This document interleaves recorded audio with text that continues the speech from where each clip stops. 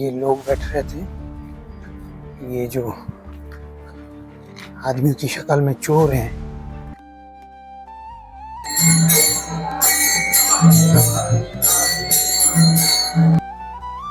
तो जय श्री महादेव दोस्तों, अभी बज रहे हैं सुबह के 5 और हम जा रहे हैं भीमा शंकर मंदिर दर्शन करने। आपको बताऊंगा किस तरह से दर्शन होते हैं, क्या टाइमिंग होती है, किस समय ज्योतिर्लिंग आपको देखने को मिलता है, सब कुछ बताऊंगा। बने रहिएगा।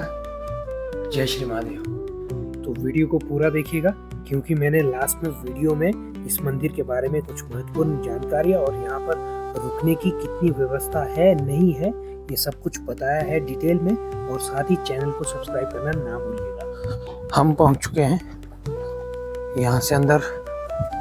अगर आपको गाड़ी लेकर के जाना है तो यहाँ पर जो ये लोग बैठ रहे थे, ये जो आदमियों की शक्ल में चोर हैं, ये यहाँ से आगे कहते हैं कि आपको अगर गाड़ी अंदर मंदिर तक लेकर के जानी है तो आपको 1000 रुपये चार्ज देना पड़ेगा।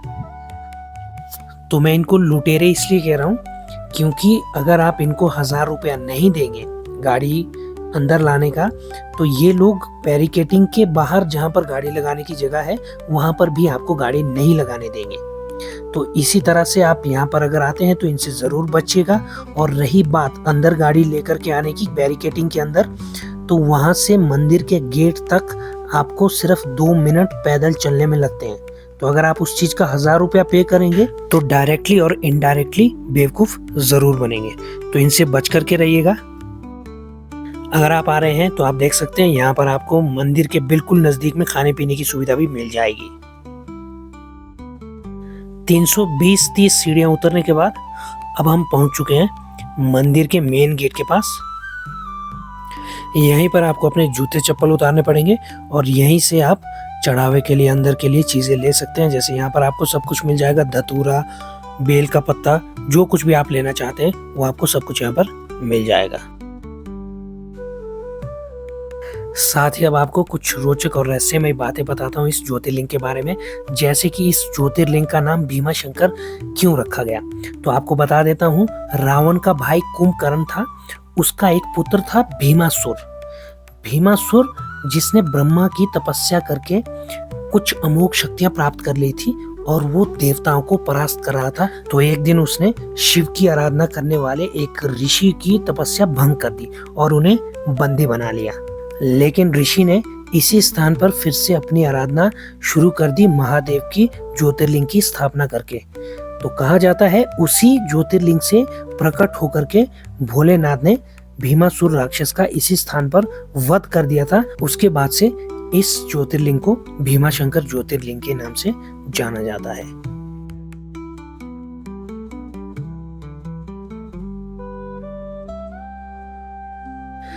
तो मैं दर्शन करके आ चुका हूँ। अब आपको बताता हूँ इस मंदिर के कुछ नियम कानून के बारे में। तो आपको बता दूं, आप गर्भगृह में यहाँ पर मोबाइल फोन लेकर के नहीं जा सकते हैं। बाकी आपको गर्भगृह में बिल्कुल जाने दिया जाएगा। आप अंदर जाकर के जल, धतूरा, बेल पत्ता कुछ भी चढ़ाना चाहते हैं तो आप बिल्कुल चढ़ा सकते हैं। मंदिर सुबह 4:30 बजे से रात 9:30 बजे तक खुला रहता है। और अगर आप ज्योतिर्लिंग के मूल स्वरूप के दर्शन करना चाहते हैं तो उसके लिए स्पेशल टाइमिंग है, जो है सुबह 5 बजे से सुबह 6 बजे के बीच में। इसी बीच आपको ज्योतिर्लिंग के मूल स्वरूप के दर्शन करने होंगे, क्योंकि उसके बाद ज्योतिर्लिंग को चांदी से ढक दिया जाता है। तो मैं अपने आप को भाग्यशाली मानता हूँ कि मैं इसी टाइमिंग के बीच यहाँ पर आया।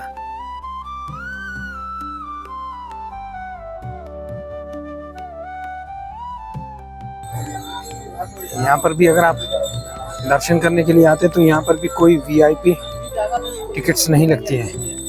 नहीं तो जैसे आपने किसी दूसरे मंदिरों में देखा होगा कि वीआईपी टिकट प्रचलन है, लेकिन यहाँ पर ऐसा कुछ भी नहीं लगता है। ये मैं आपको अपने एक्सपीरियंस के अकॉर्डिंग बता रहा हूँ। अब जब आप आएंगे उस समय यहाँ पर क्या कानून रहेगा ये कह पाना मुश्किल है। दर्शन करने के बाद अब मैं आपको बताता हूँ यहाँ पर आसपास कुछ बेहतरीन स्थानों के बारे में, जैसे कि हनुमान झरना, गुप्त भीमा शंकर और भीमा नदी का उद्गम स्थल। जहाँ पर जाने के लिए आपको पैदल जंगल से जाना पड़ेगा, क्योंकि वहाँ पर गाड़ी नहीं जाती है। ये एक वाइल्ड लाइफ सेंचुरी है और ये ज्योतिर्लिंग बिल्कुल घने जंगल के बीचों बीच में है।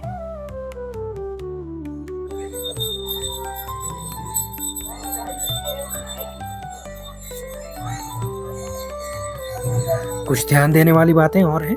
अगर आप खुद की गाड़ी लेकर के आते हैं तो मैं आपको बता दूं, नेशनल हाईवे छोड़ते ही जब आप भीमाशंकर ज्योतिर्लिंग वाले रोड में आते हैं तो रोड काफ़ी संकरा है, घुमावदार है, तो इसमें आपको बिल्कुल गाड़ी आराम से चलानी पड़ेगी।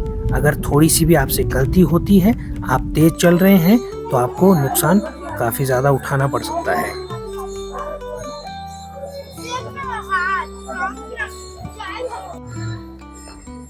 तो ये मैंने आपको जानकारियाँ दे दी है। यहाँ पर इस तरह के ये स्टॉल्स लगे रहते हैं। अगर आप यहाँ से कुछ लेना चाहते हैं तो वो भी कर सकते हैं। ठहरने की यहाँ पर कितनी व्यवस्था है, आगे आपको उसके बारे में जानकारी देता हूँ।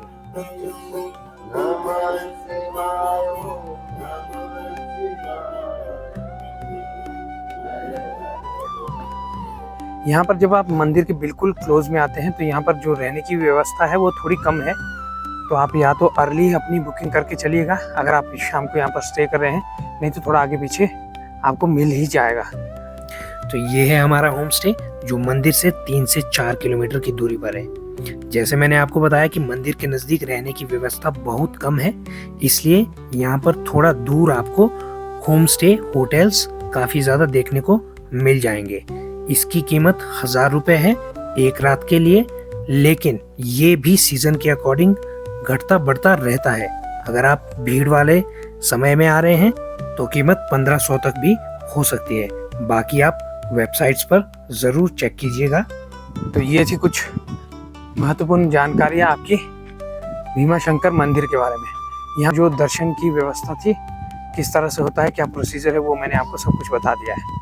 और यहाँ पर जो सावधानी बरतनी है वो भी मैंने आपको बता दिया है। अगर इस वीडियो में दी गई जानकारी आपको अच्छी लगी है तो कमेंट बॉक्स में ज़रूर बताइएगा। चैनल को सब्सक्राइब करिए, लाइक करिए, वीडियो को दोस्तों के साथ शेयर करिए। मिलते हैं नेक्स्ट वीडियो में, तब तक के लिए जय श्री महाकाल।